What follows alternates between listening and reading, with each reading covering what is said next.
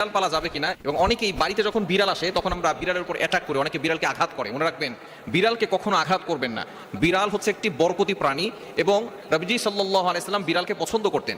এবং প্রসিদ্ধ সাহাবী হযরত আবু হুরায়রা রাদিয়াল্লাহু তাআলা আনহু, তিনি কিন্তু তার নামটাই পরিবর্তন করেছেন, নবী সাল্লাল্লাহু আলাইহি ওয়াসাল্লাম পরিবর্তন করে দিয়েছিলেন। তিনি বিড়ালকে খুব বেশি পছন্দ করতেন। আবু হুরায়রা রাদিয়াল্লাহু তাআলা আনহু, তার নাম কিন্তু মূলত আবু হুরায়রা না, তার নাম ছিল আব্দুল্লাহ, এবং আরো 40টা রিওয়ায়াত আছে, তার 40টা নাম ছিল। বিভিন্ন মতামত দিয়েছেন হাদিস বিশারদগণ যারা রয়েছেন, মুহাদ্দিস কিরাম যারা রয়েছেন, তারা বলেছেন তার 40টা নাম ছিল। নবীজি সাল্লাল্লাহু আলাইহি ওয়াসাল্লাম সবচেয়ে বেশি হাদিস বর্ণনা করেছেন আবু হুরায়রা রাদিয়াল্লাহু আনহু।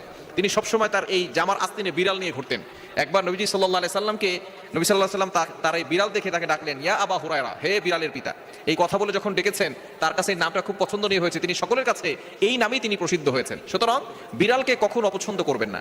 এবং বুখারী ও মুসলিম শরীফের একটি হাদিস এসেছে, মুসলিম শরীফের 5745 নম্বর হাদিসের ভিতরে রয়েছে, নবীজি সাল্লাল্লাহু আলাইহি সাল্লাম জানিয়ে দিয়েছেন, এক মহিলা বিড়ালকে আযাব দেওয়ার কারণে তাকে কবরে শাস্তি দেওয়া হচ্ছিল। এক মহিলা বিড়ালকে বেঁধে রেখেছিল, তাকে খাবারও দেয় নাই, পানিও দেয় নাই, যার কারণে সে বিড়াল মারা গিয়েছে।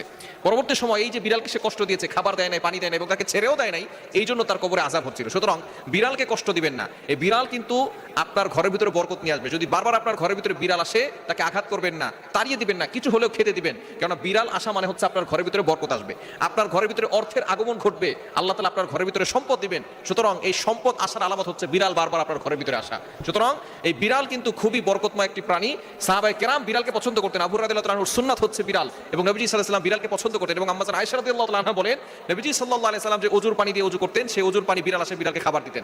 আবার অনেক সময় ওযুর পানিতে বিড়াল যদি মুখ দিত, সেই পানিতে আবার ওযু করে নিতেন। সুতরাং বিড়াল হচ্ছে পবিত্র প্রাণী, পরিষ্কার পরিচ্ছন্ন একটি প্রাণী। সুতরাং ইসলাম এই বিড়ালকে পালা যাবে, এতে কোনো সমস্যা নাই, ইসলাম সাপোর্ট করে। তবে অবশ্যই বিড়াল আপনি রেখে তাকে কোনো কষ্ট দিবেন না, বিড়ালকে কোনো কষ্ট দিবেন না। বিড়ালকে আপনি ভালোবাসবেন, তাকে খাবার দিবেন, খাদ্য দিবেন, এবং যদি আপনি বাইরে যান তাকে অবশ্যই খাবার দিয়ে যাবেন, তাকে কষ্ট দিবেন না। কেননা এক মহিলা খাবার না দেওয়ার কারণে, কষ্ট দেওয়ার কারণে তাকে কবরে আযাব দেওয়া হচ্ছিল। মুসলিম শরীফের হাদিস, বুখারী শরীফের ভিতরে হাদিসটি কয়েকবার এসেছে। সুতরাং বিড়ালকে আপনি পালতে পারবেন, ইসলাম এটাকে জায়েজ করেছে। তবে বিড়াল যদি কোথাও পায়খানা করে দেয়, সেই জায়গাটাকে পরিষ্কার পরিচ্ছন্ন করবেন, সেটা কিন্তু নাপাক হয়ে যাবে। এই ক্ষেত্রে ওই জায়গাটা পরিষ্কার করে নেবেন, এবং বিড়াল আপনি পালতে পারবেন। কারণ বিড়ালের যে লালাটা আছে, এটা হচ্ছে পরিষ্কার এবং পরিচ্ছন্ন, এখানে কোনো ভাইরাস নেই।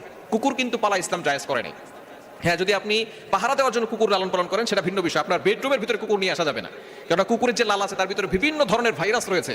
এগুলো যদি আপনার ঘরের ভিতরে চলে যায়, তাহলে আস্তে আস্তে ভাইরাসের ভিতরে আপনি চলে যেতে পারেন, বিভিন্ন রোগ হতে পারে। কিন্তু বিড়ালের লালার ভিতরে কোনো ধরনের জীবাণুনাশক অথবা কোনো ভাইরাস নাই, এজন্য বিড়াল আপনি পালতে পারবেন, এটা ইসলাম সাপোর্ট করে। এবং ঘরের ভিতরে বিড়াল আসছে, তাকে তাড়িয়ে দিবেন না, তাকে মারবেন না। বারবার বিড়াল আসা মানে হচ্ছে ঘরের ভিতরে বরকত আসার আলামত।